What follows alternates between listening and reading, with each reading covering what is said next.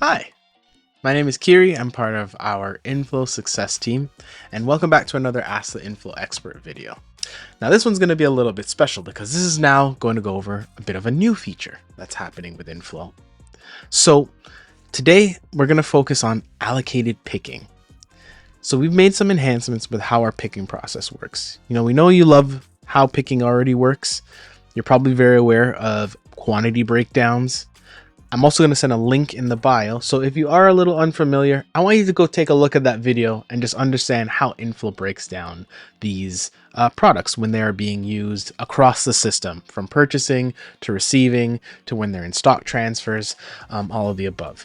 This will make this video a little bit easier to understand. Today, we're going to focus on the allocated picking option. Now what that is when we go into sales orders now, there's now going to be an indicator of when your products are being allocated to an order. So right now, we already are aware these products are now in a reserve status. Now when I click the pick button, we're going to get met with this little menu here saying location and products are locked while picking session is active. Now what this does is that it's really now having these items stuck to this order. So it's almost made it so that they're like a requirement of this specific walk is the one that's being here. And this is the one that's in my sublocation A02. So if I didn't have any more in A02, and someone would have to pick that from another one, they wouldn't be able to pick this specific one right now because it's now allocated to this order. It knows that someone is actively picking for this. And that is very helpful because a lot of people wanted a bit more transparency of that when multiple people are picking orders at the same exact time. This is also going to be very helpful for when it comes to serial numbers. I'll show you really quickly as well of like what a serial number might look like. So I'm just going to hit stop picking, which we'll come back to. So let me add an item in here. I'm going to add this laptop and I'm going to save that.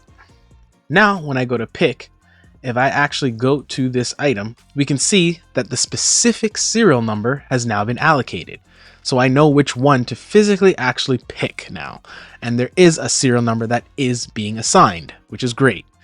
If I have a whole list, it knows exactly which one it is. Don't worry, you still will have the ability. If you do need to change your serial number, you still will have the chance.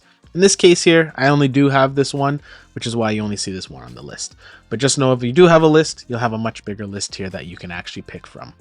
So that's really helpful to know that two people won't try to pick the same exact serial number because the system is now going to try to assign a specific one to that specific order once picking has started. And that's the important part here.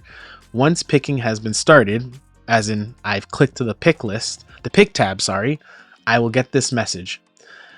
You'll also notice that if I go to a different order now, that I should still get a bit of an indicator on there. Let me give this a little bit of a refresh. Like I said, it's all new.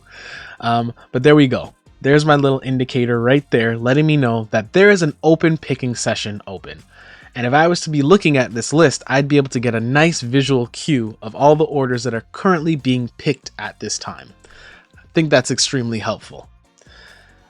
So now, if I did want to stop the picking process, I would need to actually come in here and stop picking, which would turn that feature off, and now this frees it up so that more people can actually pick. So this is going to be something to be mindful of because if I don't unpick this, if I don't stop the picking process, it's going to constantly be in that picking status, just letting you know.